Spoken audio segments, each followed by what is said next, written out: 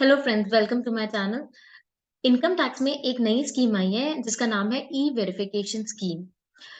नाम से तो ऐसा लगता है कि ये वेरिफिकेशन से रिलेटेड है, जो कि सही है। पर ई वेरिफिकेशन जहां पर साथ में आता है तो हमें ये लगता है कि ये ना इनकम टैक्स जो ई वेरीफाई करते हैं हम थ्रू ओटीपी, आधार ओटीपी कर लें या डीएससी कर लें या ईवीसी से कर लें, ये उससे रिलेटेड है। तो इसमें शायद कुछ ऐसा आया हो कि पुराने सालों की रिटर्न जो है वो अगर आपने वेरीफाई नहीं कर पाई है तो अब उसके लिए उन्होंने विंडो ओपन कर दी है। बट जी नहीं, ऐसा कुछ भी नहीं है। ई वेरिफिकेशन स्कीम है आपके जो एनुअल इंफॉर्मेशन स्टेटमेंट में जो हाई वैल्यू ट्रांजैक्शन रिकॉर्ड होते हैं या जो डिफरेंट इंफॉर्मेशन रिट्रीव होती है टू इनकम टैक्स डिपार्टमेंट, वो कहाँ से होती है? फाइनेंशियल इंस्टीट्यूशन से होती है, नॉन बैंकिंग फाइनेंशियल इंस्टीट्यूशन से होती है, रजिस्ट्रार से होती है। तो अलग अलग डिपार्टमेंट है जिनको जिनकी रिस्पॉन्सिबिलिटी है कि वो इनकम टैक्स को रिपोर्ट करते हैं फॉर सर्टेन ट्रांजैक्शन। और वो जो ट्रांजैक्शन रिपोर्ट करते हैं वही एसएससी के पैन से रिलेटेड उनके डेटाबेस में चढ़ जाता है, जो हमें अब एनुअल इंफॉर्मेशन स्टेटमेंट में रिफ्लेक्ट करता है।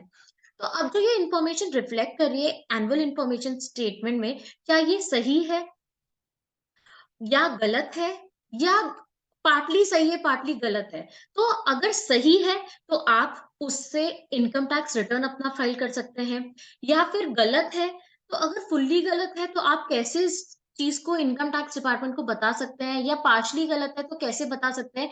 इसी के ऊपर ये पूरी स्कीम है।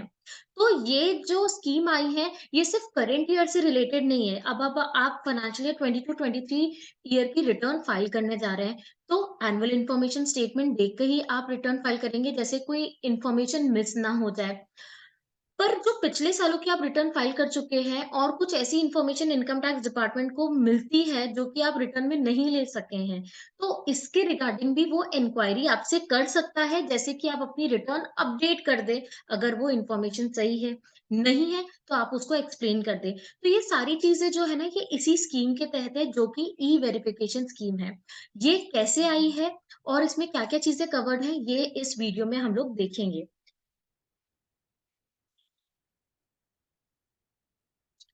तो ई वेरिफिकेशन स्कीम 2021 आई है। अब 2021 क्यों आई है? हम तो 2023 में अभी हैं। ये 2021 इसलिए आई है क्योंकि 2021 में ही एक सेक्शन 135 ए में फेसलेस कलेक्शन ऑफ इंफॉर्मेशन एक नया प्रोविजन ऐड हुआ था, जिसके तहत उन्होंने ये बताया था कि अब जो डिपार्टमेंट है उनके पास जो इंफॉर्मेशन आती है डिफरेंट सोर्सेस से, वो सेक्शन 133 के तहत है, 133 बी के तहत है, 133 सी के तहत है। रजिस्ट्रार को रिपोर्ट करना पड़ता है सेक्शन 134, या फिर और भी एजेंसीज हैं जो इंफॉर्मेशन रिपोर्ट करती हैं इनकम टैक्स डिपार्टमेंट को। तो ये जो ट्रांसपेरेंसी है, एफिशिएंसी एंड अकाउंटेबिलिटी है, इसके रिलेशन में ये एक स्कीम बनाने के लिए सेक्शन आया है, जो इनकम टैक्स अथॉरिटी को सहायता देगा कि वो एसएससी की जो इंफॉर्मेशन है वो सही तरीके से देख पाए, उनकी रिटर्न से कंपेयर कर पाए, और असेसमेंट होने से पहले पहले ही जो छोटा मोटा अगर कोई डिस्क्रिपेंसी है, मिसमैच है, तो वो असेसमेंट होने के पहले पहले ही क्लोज हो जाए। तो इसी के लिए to eliminate the interface between the income tax authority and the SSC और any other person to the extent technologically feasible, optimizing utilization of resources through economies of scale and functional specialization, and introducing a team-based exercise of power, including to call for or collect or process or utilize the information with dynamic justification। तो इस section के तहत ही ये scheme आई है, जो कि हमारी ई verification scheme 2021 है।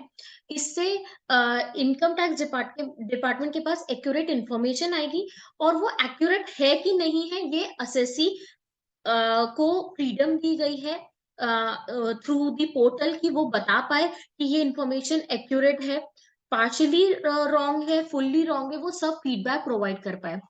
तो अब ये कैसे होगा? तो इसी के लिए ही आप जब पोर्टल में लॉगिन करेंगे तो आपको पेंडिंग एक्शन में कंप्लायंस पोर्टल टैब दिखेगा, उसमें आप ई वेरिफिकेशन देखेंगे। ई वेरिफिकेशन में जब क्लिक करेंगे आप, तो आपसे वो एक पॉपअप आ जाएगा प्रोसीड।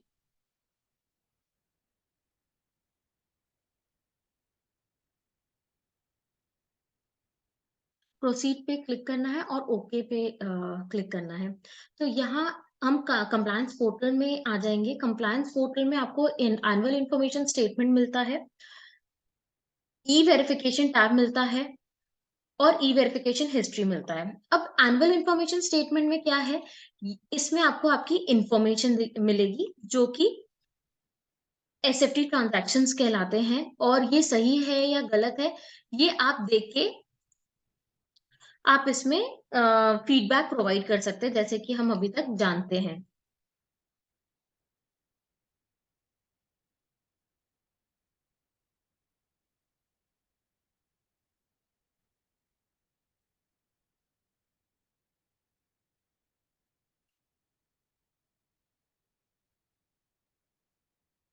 नेक्स्ट है ई वेरिफिकेशन टैब।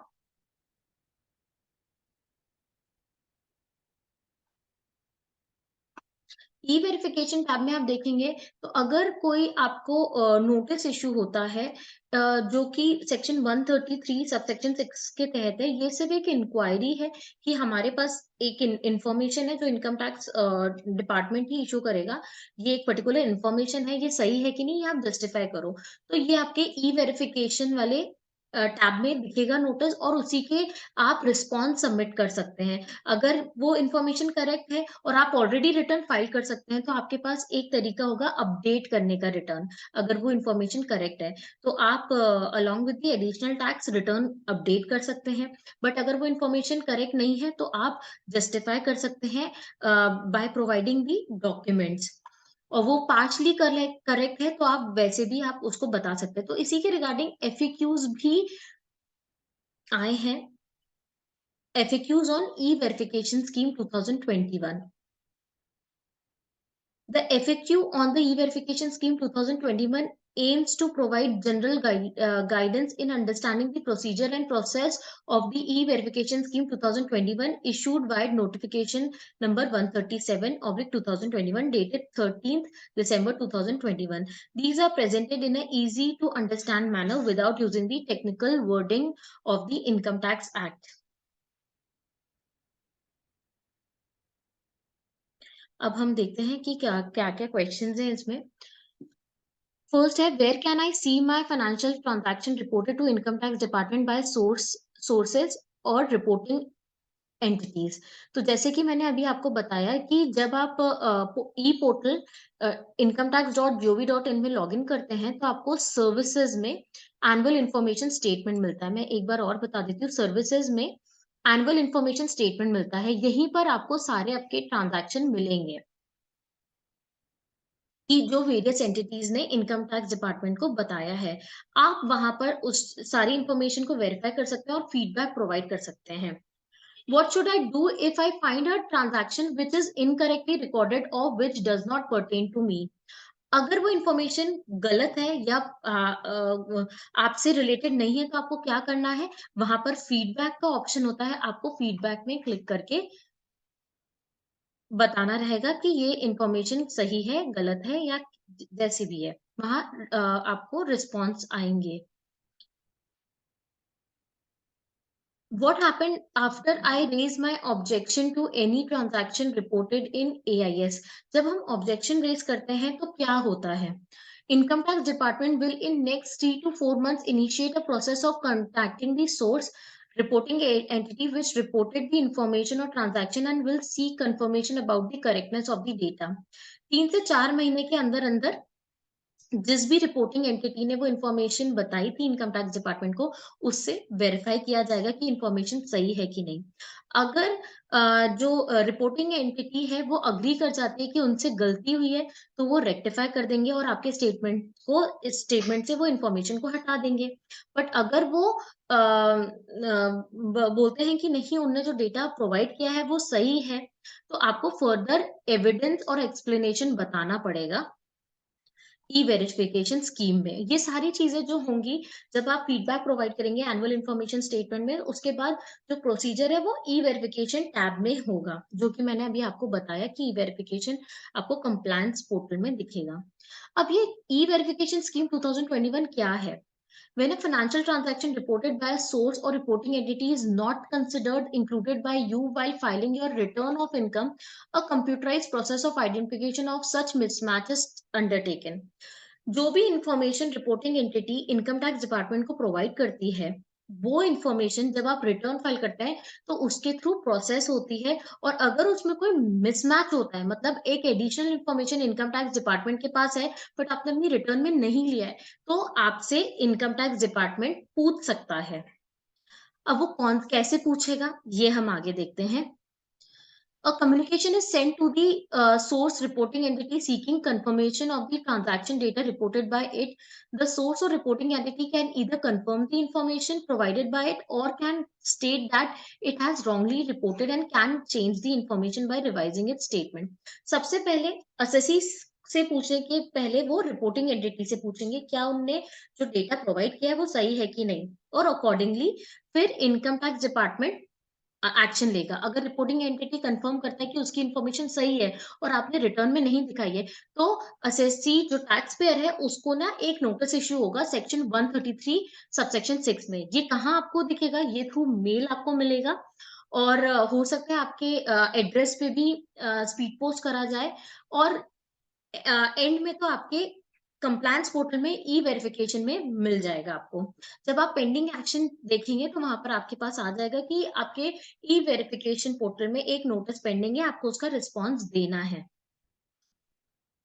तो आगे यही बताया गया है, इफ द सोर्स और reporting entity confirms the information, proceeding under the e verification scheme will be initiated for the tax payer in appropriate case. A notice under section 133 subsection 6 will be issued to the tax payer electronically through the compliance portal which is accessible through eportal.incometax.gov.in। और वही notice आपको speed post के through भी provide किया जाएगा।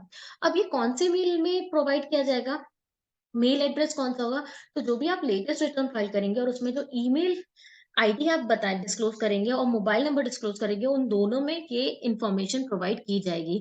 तो जो भी आप इनकम टैक्स रिटर्न फाइल कर रहे हैं, तो आप अपनी अपडेटेड ईमेल आईडी और मोबाइल नंबर ही प्रोवाइड करें, क्योंकि उसी में ही अपडेटेड इंफॉर्मेशन आपके पास आती जाएगी।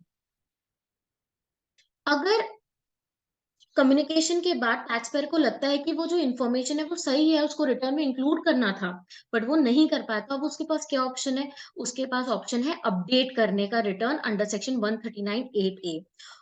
और सेक्शन 139(8)(a ये कहता है कि आप असेसमेंट ईयर खत्म होने के बाद 12 महीने के अंदर भी अपडेट कर सकते हैं और 24 महीने के अंदर भी कर सकते हैं। अगर आप 12 महीने के अंदर करते हैं तो आपको एडिशनल टैक्स 25% पे करना पड़ता है, और 24 महीने के अंदर अंदर पे करते हैं तो आपको 50% एडिशनल टैक्स पे करना पड़ता है। अब यूज़फुलनेस क्या है ई वेरिफिकेशन स्कीम की? तो सबसे यूज़फुलनेस यही है कि आप अपने जो रिटर्न है वो सही तरीके से फाइल कर पाएँगे। और अगर आप ऑलरेडी रिटर्न फाइल कर चुके हैं, तो इससे आप अपडेट कर सकते हैं रिटर्न, क्योंकि क्या है, अगर आप अपडेट नहीं करेंगे तो अल्टीमेटली असेसमेंट होगा। असेसमेंट होगा तो उसमें अदर प्रोसीजर्स भी फॉलो किए जाते हैं। तो यहाँ पर प्रिलिमिनरी ही असेसमेंट होके आप अपडेट कर देंगे रिटर्न, एडिशनल टैक्स पे कर देंगे, तो असेसमेंट और रीअसेसमेंट की बात आएगी ही नहीं।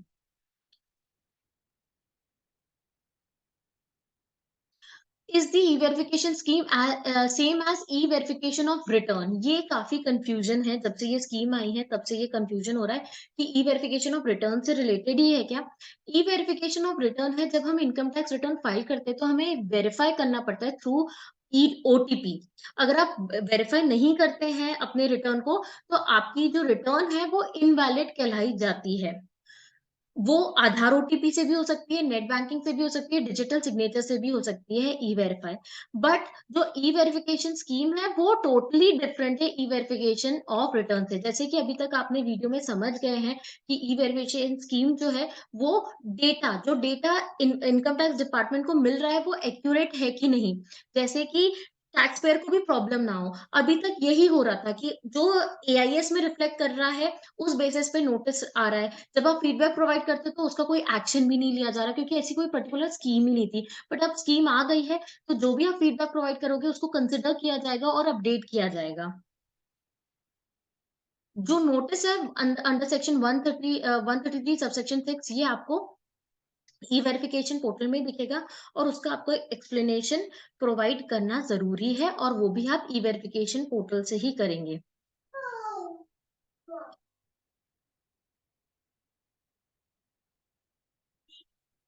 अब एक क्वेश्चन ये है, what should I do when I receive notice for E verification?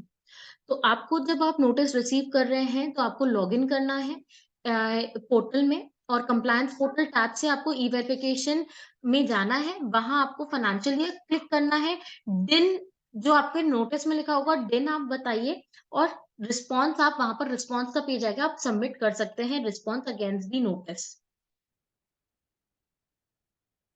और कोई डॉक्यूमेंट्स आपको अटैच करना है तो अटैचमेंट के लिए भी वहां पर एक टैब बना होगा। और जो भी रिस्पॉन्स हम फाइल कर रहे हैं वो सब इलेक्ट्रॉनिकली होगा, जैसे कि अभी मैंने आपको बताया। At the time of responding to the notice of e verification after log in, nothing appears and only a blank screen appears opens up. What should I do? ऐसी प्रॉब्लम आप फेस कर सकते हो। तो इसके लिए उन्होंने बताया है कि जो पॉपअप है, जब आपने देखा होगा, जब मैं कंप्लायंस पोर्टल में क्लिक करा था, मैंने यहाँ पेंडिंग एक्शन में कंप्लायंस फोटो और ई वेरिफिकेशन में गई थी, तो प्रोसीड पे आपको क्लिक करना है। और प्रोसीड पे क्लिक करने के बाद ये जो पॉपअप है, ये पॉपअप डिस्प्ले होगा। बट पॉपअप डिस्प्ले हो, इसके लिए आपको privacy and security settings in Google Chrome में या फायरफॉक्स में जाके आपको करना पड़ेगा अनेबल, की पॉपअप्स अनेबल रहे। How do I know that notice under e verification has been issued to me? ये आपके एसएमएस के थ्रू भी आपको इन्फॉर्म किया जाएगा, ईमेल आईडी के थ्रू भी किया जाएगा, और आपके एड्रेस में जो रेसिडेंशियल या जो भी आपने इनकम टैक्स पोर्टल में एड्रेस मेंशन किया होगा, उस पे आपको नोटिस रिसीव हो जाएगा। पर ईमेल आईडी और मोबाइल नंबर जो आपने लेटेस्ट रिटर्न फाइल करते टाइम दिया है, उसी में ही इंफॉर्मेशन रिफ्लेक्ट करेगी। What do I do in case I am having difficulty in assessing the compliance photo for viewing notice or submitting response? अगर कोई प्रॉब्लम आती है नोटिस देखने में या रिस्पॉन्स सबमिट करने में, तो कंप्लायंस पोर्टल के लिए अलग ही हेल्प डेस्क बनाया गया है, ये नंबर भी प्रोवाइड किया गया है। इस नंबर पे आप बात कर सकते हैं, वो डिफिकल्टी आपकी खत्म करेंगे। How does the tax pair verify the genuineness of the notice received? जो आपको नोटिस रिसीव हुआ है वो सही है कि नहीं, ये आप कैसे पता करेंगे? तो हर नोटिस में एक दिन होता है। दिन जो आपको मेंशन किया गया है, आप उसको वेरीफाई कर सकते हो from the E portal and see if the notice is genuine by clicking on the authenticate notice order issued by ITT link in quick links. जब हम होम पेज पे रहते हैं इनकम टैक्स पोर्टल के, तो वहां पर क्विक लिंक्स में ही, जो लेफ्ट हैंड साइड में क्विक लिंक्स है, उसमें authenticate notice and order issued by ITD आता है। उसमें आप जैसे आप क्लिक करोगे और दिन मेंशन करोगे, तो आपको नोटिस के जेन्युइननेस पता चल जाएगी। While responding to the notice issued under Section 133, subsection 6 of Income Tax Act, in the compliance portal, the system or portal is not accepting the attachment of size above 10 MB. How to submit such large document? एक response में 10 MB से ज्यादा upload नहीं हो सकता। तो with each response 10 documents of size 10 MB each can be uploaded as attachment. Large document which are to be attached can be split into documents of less than 10 MB parts and can be attached and uploaded. 10 document की space है और हर document में 10 MB की permission है, तो आप accordingly ही अपने document को मॉडिफाई कर सकते हैं। What happens if my explanation is found to be satisfactory? A communication is sent to taxpayer informing that no further clarification on the issue under verification proceeding is presently required from you. However, this could change if any additional evidence or information comes to the knowledge of income tax department. आपको एक communication drop कर दिया जाएगा जिसमें लिखा होगा कि जो क्लैरिफिकेशन आपने दिया है वो सेटिस्फैक्टरी है, और अभी आपसे फर्दर कोई क्लैरिफिकेशन रिक्वायर्ड नहीं है। बट अगर फ्यूचर में कोई एडिशनल एविडेंस मिलता है, तो वो आपसे फिर से कांटेक्ट करेंगे। What happened if the explanation is not found satisfactory? अगर आपने जो एक्सप्लेनेशन दिया वो सैटिस्फैक्टरी नहीं है, तो जैसे कि मैंने आपको बताया, आपको अपडेट करनी पड़ेगी रिटर्न। और अगर आप अपडेट नहीं करते हैं, तो आपका जो केस है वो risk assessment based in initiation के प्रोसीडिंग के लिए भेज दिया जाएगा। उसको रिस्क असेस किया जाएगा कि आपने जो इन्फॉर्मेशन नहीं बताया वो कितनी रिस्की है, और फिर असेसमेंट स्टार्ट होगा for recovery of demand and penalty. What can I do if I realize that I have missed a transaction while calculating my income tax return of income already filed by me? So again, you can update your return of income under section 139(8)(a). जैसे कि कोई further proceeding start ना हो regarding assessment और reassessment. Can I respond to the notice under section 133 subsection 6 of IT act 1961 that I have updated my return of income by paying additional tax on the transaction being e verified by income tax department? आप जैसे ही update करें उसके बाद आप response submit कर सकते हैं against the notice that you have updated the income tax return by mentioning the acknowledgement number. Do I need to pay any penalty while updating the return penalty? Again, जैसे कि section 139(8)(a) में लिखी है कि आपको 25% पे करना होगा एडिशनल टैक्स, अगर आप 12 महीने के अंदर अंदर अपडेट कर देते हैं, और अगर आप 12 महीने के बाद अपडेट कर रहे हैं तो आपको 50% पे करनी पड़ेगी। Is it possible for me to have a physical hearing with the officer? तो ये पूरी जो स्कीम आई है ये इलेक्ट्रॉनिकली है, तो आप प्रिस्क्राइब्ड अथॉरिटी से मिल नहीं पाएंगे फिजिकली, कोई भी हियरिंग नहीं होगी, सारी चीजें ऑनलाइन ही फाइल होगी। बट अगर आप चाहते हैं कि आपको फेस टू फेस बताना है, तो you can ask for video conferencing facility. Why should I update my return? Update करना इसलिए जरूरी है क्योंकि इन्फॉर्मेशन जो इनकम टैक्स डिपार्टमेंट ने को मिली है वो आपको डिस्क्लोज करनी चाहिए थी, और आपने नहीं की है तो उसमें एडिशनल टैक्स बनता है। तो to avoid the assessment and further penalty, आपको अपडेट करनी चाहिए return. What is updated return and its utility to the tax payer? Finance bill 2022 से एक नया सेक्शन ऐड किया गया है, सेक्शन 139(8)(a), जो अपडेटेड रिटर्न की बात करता है। इसका मतलब है अगर हम फाइनेंशियल ईयर 22-23 की बात करें, तो टैक्स पेयर जो आईटीआर यू है वो अभी असेसमेंट ईयर 2021 और असेसमेंट ईयर 21-22 की फाइल कर सकते हैं। पर अब मैं फाइनेंशियल ईयर 1920 की बात करूं, तो फाइनेंशियल ईयर 1920 का जो असेसमेंट है वो है 2021। तो 21 से हम जब 2 साल कैलकुलेट करेंगे तो 22 और 23 मतलब 31 मार्च 23 के पहले पहले फाइनेंशियल ईयर 1920 अपडेट हो जानी चाहिए। इसके बाद आप अपडेट नहीं कर पाएंगे फाइनेंशियल ईयर 1920 को भी। तो जो भी असेसमेंट ईयर आप जो भी रिटर्न आपको एक पर्टिकुलर फाइनेंशियल ईयर से रिलेटेड अपडेट करनी है रिटर्न, उसके असेसमेंट ईयर जब एंड हो रहा है उसके 1 साल या 2 साल के अंदर अंदर आप अपडेट कर सकते हैं रिटर्न। ये हमारा अपडेटेड रिटर्न सेक्शन कहता है। How is the e verification scheme different from scrutiny assessment and reassessment? This is primarily a preliminary verification based on the information received by the IT department from various reporting entities. No order is required to be passed in this case because this is not a notice for assessment or reassessment.